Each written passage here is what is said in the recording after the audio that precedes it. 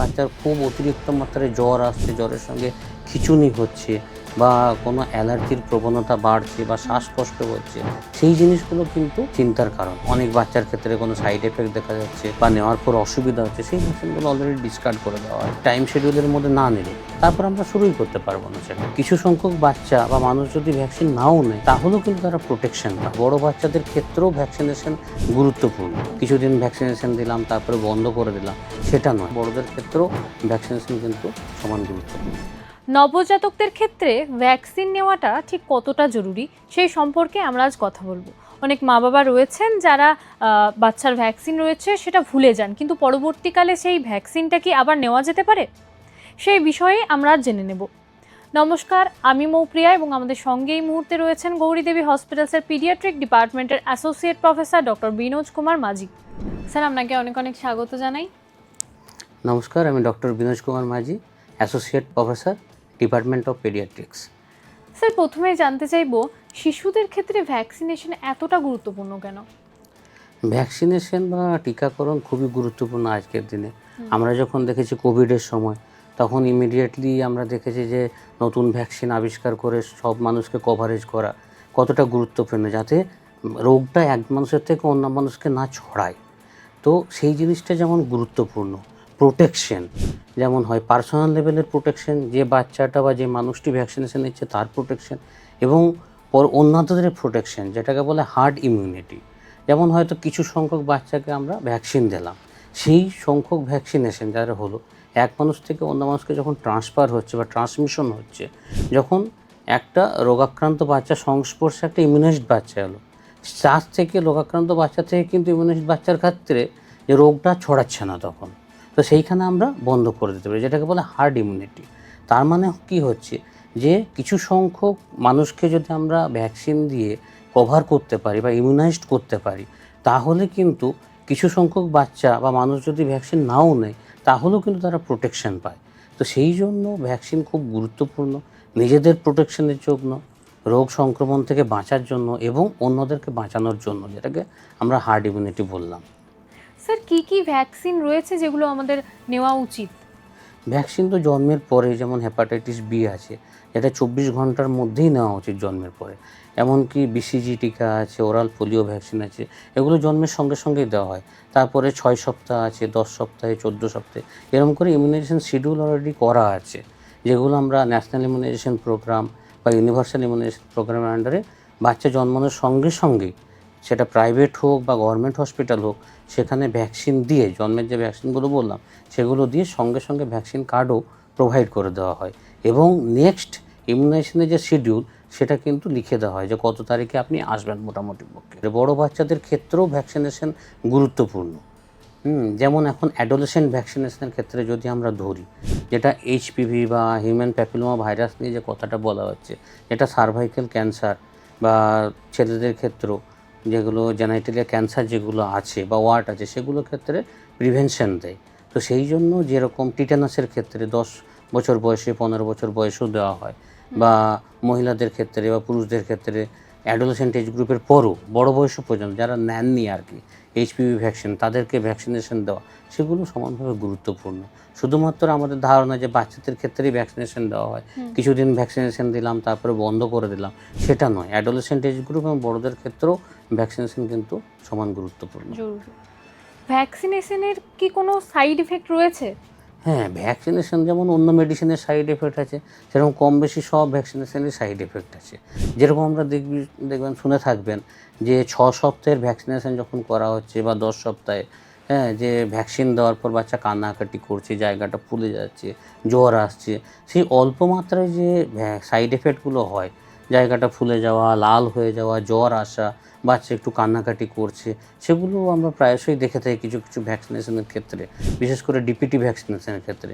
সব ভ্যাকসিনেশনে যে হবেই সেরকম কোনো মানে নেই, কিন্তু অল্প মাত্রায় সাইড এফেক্ট এগুলো কিন্তু হতে পারে ভ্যাকসিনেশনের পরে।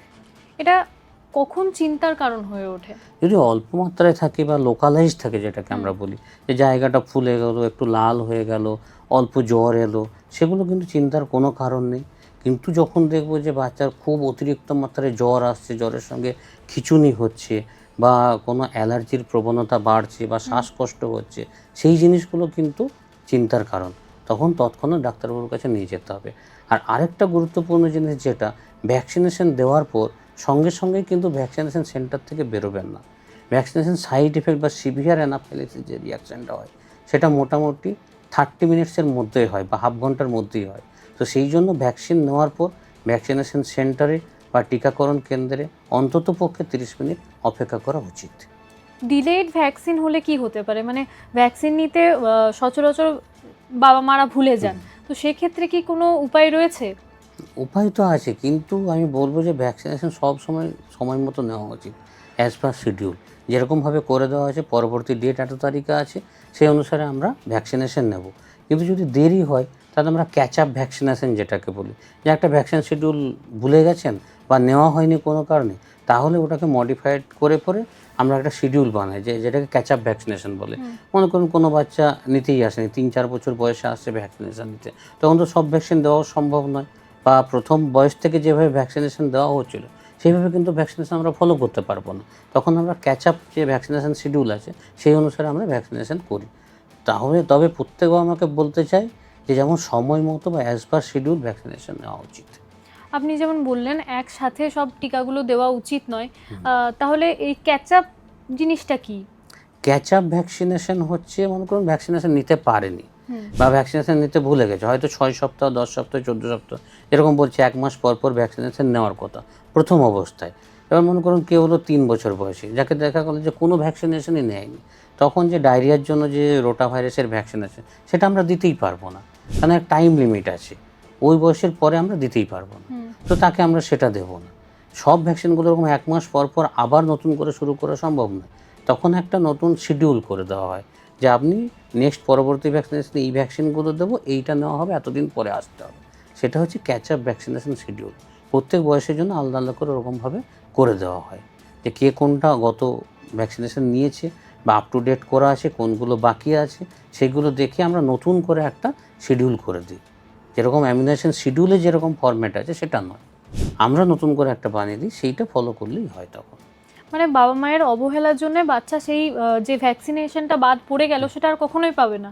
হ্যাঁ, কিছু কিছু ক্ষেত্রে সেগুলো কখনোই দেওয়া সম্ভব হয় না। যেটা বললাম যে রোটা ভাইরাস ডায়রিয়ার ক্ষেত্রে 5 বছর বয়সের নিচে ডায়রিয়ার প্রধান কারণ হচ্ছে রোটা ভাইরাস।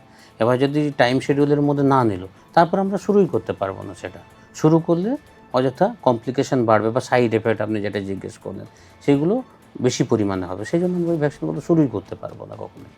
আপনি যেটা বললেন ইমিউনাইজেশন শিডিউল, এটা কি?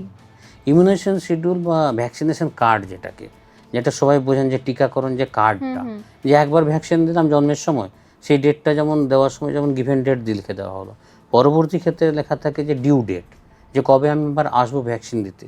যেদিন ভ্যাকসিন দেওয়া হয় তার পরবর্তী ভ্যাকসিনেশন ডেটটা কিন্তু সেই সময় মেনশন করে দেয় যে এত তারিখে আপনি আসবেন মোটামুটি পক্ষে। তো সেই যদি ভ্যাকসিনেশন শিডিউলটা আমরা মেনটেন করি তাহলেই হবে। ভ্যাকসিনেশন সম্পর্কে বাবা মায়ের উদ্দেশ্যে আপনার গুরুত্বপূর্ণ পরামর্শ কি হবে? আমার গুরুত্বপূর্ণ পরামর্শ এটাই যে আপনারা অযথা গুজবে অনেক ক্ষেত্রে বলে যে এই ভ্যাকসিনেশন নেওয়া ঠিক নয়, এই ভ্যাকসিনেশন নিলে অটিস্টিক হতে পারে, অনেক কিছু একটা মিথ আছে। হ্যাঁ, সেইগুলো গুজবে কান দেবেন না। যে ভ্যাকসিনগুলো সত্যিকারের দেওয়া হচ্ছে সেইগুলো অনেকবার টেস্টিং করে সব কিছু করেই দেওয়া হয়, ঠিক আছে? সেগুলো বহু প্রমাণিত, অনেক দিন ধরে চলে আসছে শিডিউলের মধ্যে। সেই জন্য যে ভ্যাকসিনেশনের কোনো সাইড এফেক্ট বা কিছু দেখা গেছে সেই ভ্যাকসিনেশন শিডিউলের মধ্যেই আনা হয় না আমাদের। যে অনেক বাচ্চার ক্ষেত্রে কোনো সাইড এফেক্ট দেখা যাচ্ছে বা নেওয়ার পর অসুবিধা হচ্ছে, সেই ভ্যাকসিনগুলো অলরেডি ডিসকার্ড করে দেওয়া হয়, সেই ভ্যাকসিনেশন শিডিউলের মধ্যে আসে না আমাদের। তো নিশ্চিন্তে যেভাবে ভ্যাকসিনেশন শিডিউল ইমিউনাইজেশন কার্ডে লেখা আছে সেই ভ্যাকসিনেশনগুলো দিলেই হবে। স্যার আপনাকে অনেক অনেক ধন্যবাদ। নমস্কার। আপনারা শুনলেন আমাদের বিশেষজ্ঞ ঠিক এই বিষয় নিয়ে কি জানালেন। এই বিষয়ে যদি আপনাদের আরও কিছু জানার থাকে তাহলে অবশ্যই আমাদের ইউটিউব চ্যানেল রয়েছে, সেখানে কমেন্ট করতে পারেন, অথবা আমাদের গৌরীদেবী হসপিটালসের হেল্পলাইন নাম্বার তো রয়েছেই, সেখানেও যোগাযোগ করতে পারেন। সুস্থ থাকুন, সতর্ক থাকুন, ধন্যবাদ।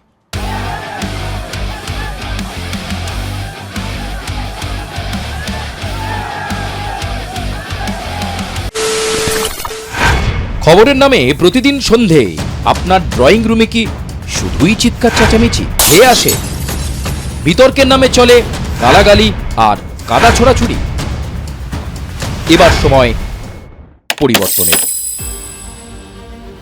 কারণ আমরা কান ফাটানো চিৎকারে বিশ্বাস করি না। আমরা বিশ্বাস করি খবরের সত্যতায়। আমরা কোনো পক্ষের হয়ে গলা ফাটাই না, আমরা সাধারণ মানুষের হয়ে প্রশ্ন তুলি। চিৎকার নয়, শুধু খবর হবে যেখানে বিতর্ক আছে কিন্তু কুৎসিত ঝগড়া নেই। সঠিক তথ্য, বিশ্বস্ত খবর।